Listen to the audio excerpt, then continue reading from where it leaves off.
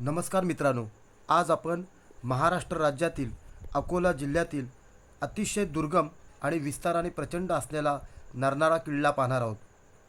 हा किल्ला पाहण्यासाठी आपल्याला प्रथम मेळघाट व्याघ्र प्रकल्पाच्या जवळ यावे लागते. जवळच हे चौकीचं अतिशय सुंदर असं प्रवेशद्वार आहे. इथे फॉरेस्ट अधिकारी ज्यांच्याकडे आपण नोंद केल्यानंतर ते आपल्याला या व्याघ्र प्रकल्पामध्ये अंतर्गत असलेल्या किल्ल्यावरती जाताना कोणकोणती काळजी घ्यायची याबद्दल सविस्तर माहिती देतात. आणि याचबरोबर हा किल्ला पाहण्यासाठी आलेल्या पर्यटकांसोबत फॉरेस्टचे देखील अधिकारी आपल्यासोबत सहकार्य करतात. आमचा साधारणतः 10 ते 12 जणांचा ग्रुप होता आणि यासाठी आम्हाला 3 फॉरेस्ट अधिकारी देण्यात आले. यामध्ये त्यांच्या सूचनेप्रमाणे सुरुवातीला एक फॉरेस्ट अधिकारी, याचबरोबर मध्यभागी एक फॉरेस्ट अधिकारी आणि शेवटला देखील एक फॉरेस्ट अधिकारी, अशा या त्यांच्या मार्गदर्शनाखाली आम्ही नरनाळा किल्लाचा ट्रेक केला. आपण किल्ला करताना त्यांची जिप्सी गाडी घेऊन देखील आपण हा ट्रेक करू शकतो. आणि त्याचबरोबर जंगलातून आपण ठसे आहेत हे असं आपण पायी समजायचं. चालत तब्बल 9 किलोमीटरचा ट्रेक करत देखील जाऊ शकतो. आपण जे माझ्या मागे पाहत होता नरनाळा ते किल्ल्यावरती आहे. अस्वलांच्या आणि पावलांचे या ठसे होते. आपल्यासोबत इथले फॉरेस्ट अधिकारी दुर्वे साहेब आहेत. त्यांना मी सहज विचारलं, बोललो तुम्ही इथे सेवा करताय, काम करताय, तुम्ही वाघ कधी बघितलेत? तुम्ही कधी वाघ बघितलेत? कालच बघितली मी 4 टायगर. काल चार वाघ बघितले असं ते बोलतायत. कुठे पाहिलं? हे जंगल सफारीमध्ये बघितले. जंगल सफारीमध्ये. मग तुम्ही जिप्सीमध्ये वगैरे होतात की असं चालतानाच? जिप्सीमध्ये होतो आम्ही. चालतं. ओके. मित्रांनो, मेळघाट व्याघ्र प्रकल्प सातपुड्याच्या पर्वतरांगामध्ये तब्बल 361 चौरस किलोमीटर क्षेत्रफळामध्ये पसरलेला आहे. आणि भारतातील 9 व्याघ्र प्रकल्पापैकी हा एक व्याघ्र प्रकल्प आहे. अतिशय चढाईला खडतर असा हा नरनाळा किल्ल्याचा ट्रेक आहे आणि तब्बल 9 किलोमीटरचे अंतर आपल्याला चालत किल्ल्यापर्यंत जावे लागते. सर तुम्ही ह्या बाजूला सर. पूर्ण जंगल भागातून हा ट्रेक असल्यामुळे अतिशय घनदाट झाडी आहे आणि ठिकठिकाणी फॉरेस्ट अधिकाऱ्यांनी प्राण्यांना पिण्यासाठी पाण्याची व्यवस्था केलेली आहे आणि येथे विविध प्रकारचे प्राणी देखील पाणी पिण्यासाठी येतात. असं म्हटलं जातं की तब्बल आज या नरनाळा किल्ल्याच्या परिसरात 22 पेक्षा अधिक वाघांचा वावर आहे. आम्ही ज्या रस्त्याने चाललो होतो त्यामध्ये अनेक ठिकाणी आम्हाला नुकत्याच वाघांच्या पावलांच्या ताज्या खुणा दिसल्या आणि फॉरेस्ट अधिकाऱ्यांनी आम्हाला घ्यायची काळजी देखील सांगितली. वाघ हा आपल्या मार्गाने जात असतो. तो शक्यतो या परिसरामध्ये माणसांवरती हल्ला केल्याचं प्रमाण खूपच कमी आहे. नरनाळा किल्ल्यासाठी 5 दरवाजे लागतात. यामध्ये हा जो आपण पहिला दरवाजा पाहत आहोत तो आहे शहानूर दरवाजा.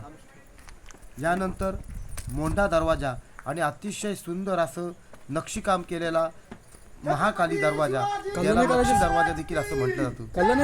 कल्ला नाही करायचं ना.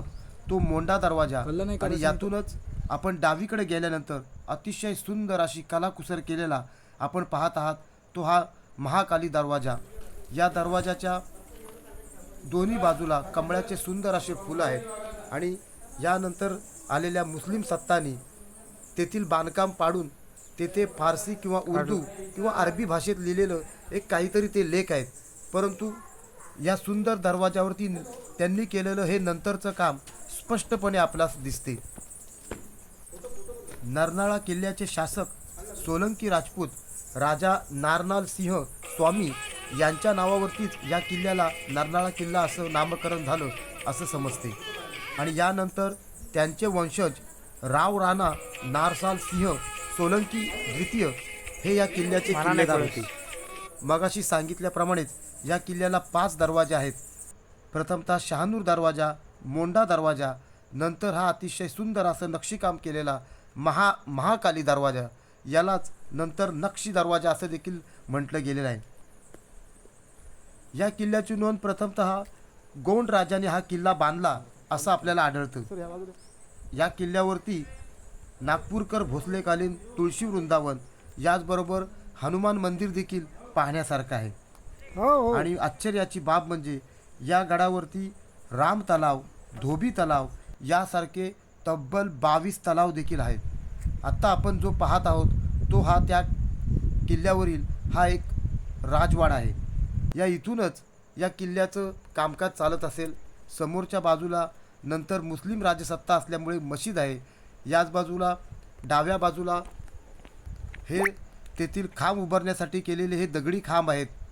समोरच छोटासा एक पाण्याचा हौद आहे. याचबरोबर समोरच्या बाजूला लांबच्या बाजूला आपण काही कबरी देखील पाहू शकतो आणि डाव्या बाजूला पहारेकरांसाठी राहण्यासाठी देखील अशा प्रशस्त असं छोटेसे वाडे देखील आहेत. हे या महालातील आपण बाहेरचं दृश्य पाहतोय आणि हे पहारेकरांचं दृश्य पहारेकरांसाठी असलेल्या त्या खोल्या पाहत आहोत. हा जो तलाव पाहत आहोत यालाच आपण शक्कर तलाव देखील ह्याला म्हटलं जातं. आणि इथे एक आख्यायिका आहे की असं म्हटलं जातं की जर कोणाला कुत्र्याने चावा घेतला असेल तर त्याची जखम भरून काढायची असेल तर या पाण्यामध्ये स्नान करायला लागतं आणि नंतर पाणी प्राशन करायला लागतं. आणि इथे काही कबरी आहेत, मेलेल्या माणसांच्या दर्गी आहेत, तिथं चणे फुटाने व्हायचे आणि न पाठीमागे बघता यायचं. हा ज्याच्या त्याच्या श्रद्धेचा भाग आहे.